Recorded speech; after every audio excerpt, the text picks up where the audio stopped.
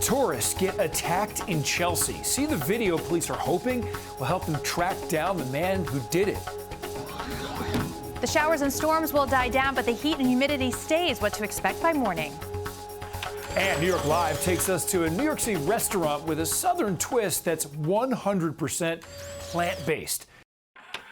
This is News 4 Now for July 7th. I'm Adam Cooperstein, and as more tourists return to the city, crime is even more of a concern. And incidents like the one you're about to see here in Manhattan are not helping. The NYPD put out this video of a man wanted for attacking two tourists on West 15th Street in Chelsea. Police say it happened June 26th, and the man grabbed a 31-year-old Russian tourist while trying to take her purse. That woman gets knocked to the ground and then dragged down the sidewalk. And when her friend tried to help, police say that man punched her in the face and then ran off. Police are now saying that the women were taken to the hospital and treated for severe cuts and bruises. We are getting a look at disturbing video of a moped passenger opening fire in East Harlem. This happened last month near 2nd Avenue and East 115th Street. Police say one man was driving a Lime electric moped here while his passenger took out a gun and just fired it toward people on the sidewalk. The two guys then took off on that moped on 116th Street, and thankfully police say no one was hurt, but it's still not clear what prompted the shooting. It was a tense and emotional scene outside a house in New Jersey. A very large crowd screamed and shouted as Mount Laurel police arrested a man accused of shouting racial slurs at his black neighbors. Members of the community had gathered to protest outside Edward Matthews' house after video of that incident surfaced online last week. Just an hour before his arrest, Matthews admitted he used a racial slur and other insensitive language, but insists he just lost his temper. I'm not trying to justify what I said. You understand? Like, that was not my intention. I lost my composure. Nobody should ever feel unsafe or intimidated or discriminated against in their own house. Police say they've received multiple complaints against Matthews in the past and noted he was charged with harassment last Friday but wasn't put behind bars.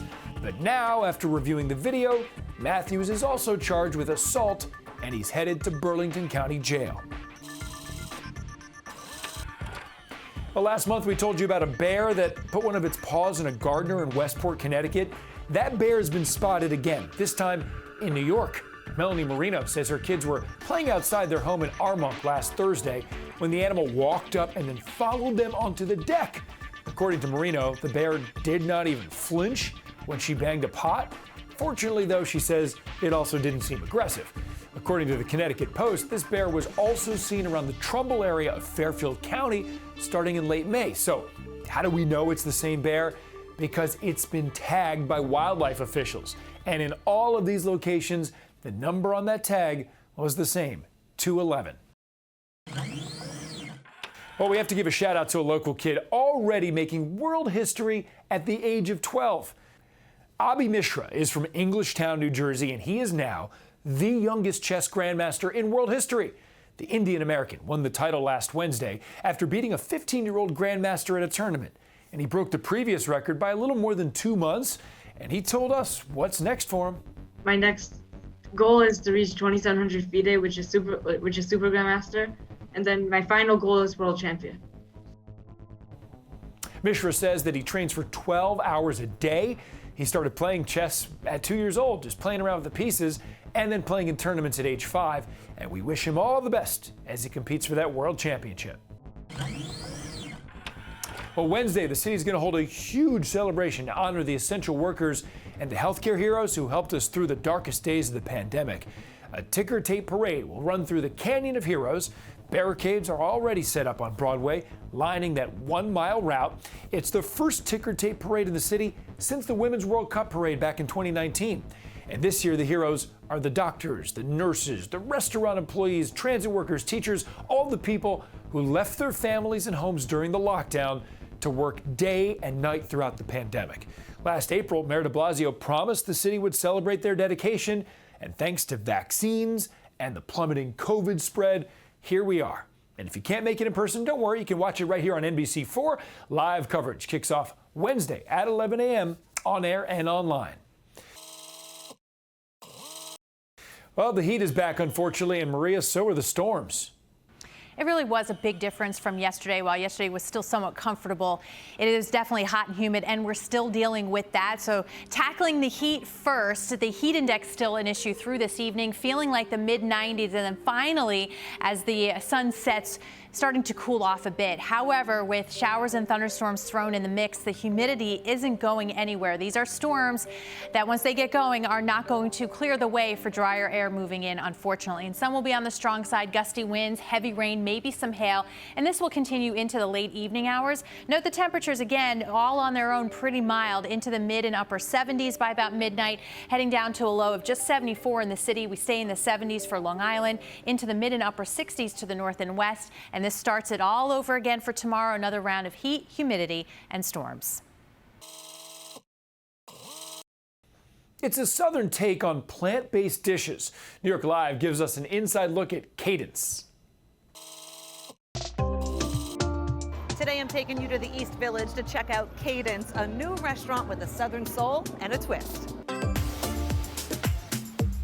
Chef, thank you so much for such a warm welcome. For anybody who hasn't heard of Cadence, I mean, just looking at the menu, fried lasagna, jerk mac and cheese, smoked grits, but the twist is, this is all plant-based. We are a plant-based vegan soul food restaurant. All of these dishes are inspired by a lot of my family recipes, things that I grew up eating, adding my own culinary background to it. That was a really fun part of this process, just learning like family recipes, which I haven't really ventured out to do before, but I'm glad that this project kind of brought me closer to my mom in a sense as well, and I'm learning more about my family along with the food.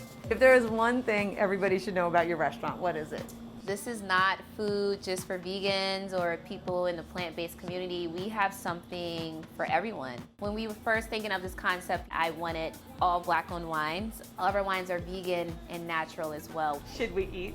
Yes, I think it's time to eat. I'm dying to try this. It's time to eat. So we have our black eyed pea and garlic pancake, comes with sage syrup and a little bit of pickled mustard seeds. We also have our potato salad here, comes with fresh dill and smoked paprika, along with our fan favorite, the cornbread, comes with the beef-free honey, seasonal jams on the side, and last but not least, another fan favorite, our buffalo oyster mushroom sandwich.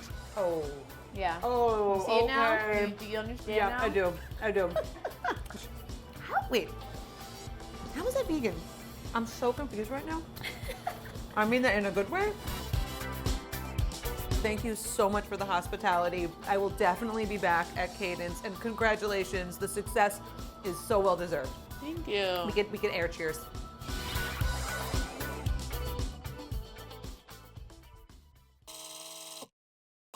A dog walker got attacked by two pit bulls in Brooklyn, and during the incident, a Chihuahua also managed to escape.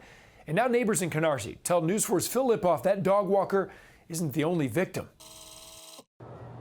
9-month-old Honey has been missing since Saturday when her dog walker was viciously attacked. I really thought I was gonna die because the dogs, it just kept going up and up, like they keep jumping up higher and higher.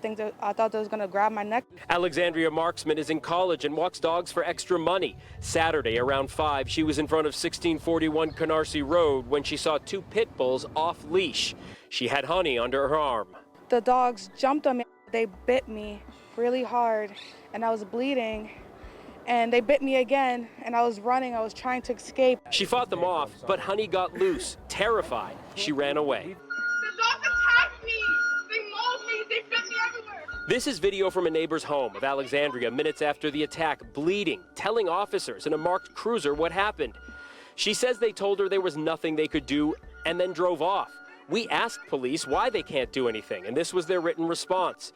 Quote, a woman being attacked by a dog would be a civil matter and not criminal in nature. We've talked to at least a half dozen neighbors who say best case scenario, they walk on the other side of the street to stay away from the dogs. Worst case, they've actually had to jump up on top of cars to stay safe. I was coming down the neighbor's steps, and he was walking the dog that direction. The dog just stopped, looked at me, and then he just chased at me. I had to jump on the banisters to escape. He has the video to prove it too. That's him being chased by the second pit, also off leash. The owner watching. My name is Phil Lipoff. I'm with Channel 4. When we found that owner, one of his dogs was off leash in violation of the city's leash law. When he saw our camera, he put the dog on leash. And then this.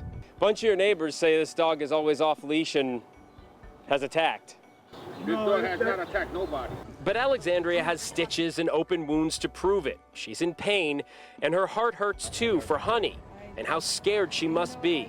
She's posted flyers around the neighborhood. The fact that they could have their dogs and just go about their day like nothing happened. But here's the best part of the story. Just within the last hour, Alexandria called me, told me that Honey was found in Canarsie Park by someone who saw a flyer, returned to her grateful owner, who you see here, them together. It's the perfect ending for them.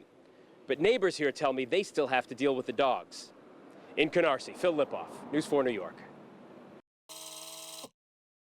Thank you so much for joining us. We'll see you right back here tomorrow.